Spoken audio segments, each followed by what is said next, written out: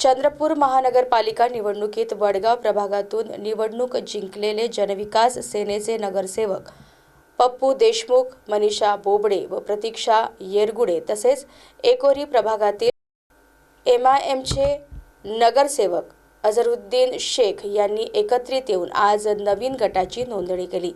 नागपूर येथे विभागीय आयुक्त कार्यालयात महानगर आघाडी चंद्रपूर नावाने या गटाची नोंदणी करण्यात आली। विशेष म्हणजे जनविकास सेनेने काँग्रेस सोबत निवडणूक पूर्व युती करून 3 जागांवर विजय मिळवला होता। MIM ने एकोरी प्रभागातून एका जागेवर विजय मिळवला। महानगर आघाडी चंद्रपूर या गटाचे संख्याबळ 4 झालेले आहे। सत्ता स्थापन करण्यात या गटाची महत्त्वपूर्ण भूमिका राहणार आहे।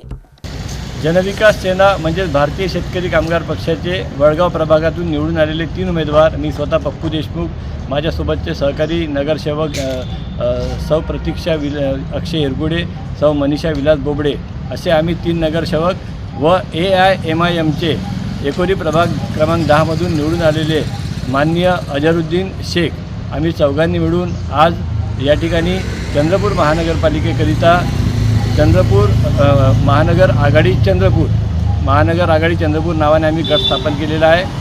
समविचारी पक्षासोबत सत्तेत सहभागी होण्याचा आमचा विचार आहे।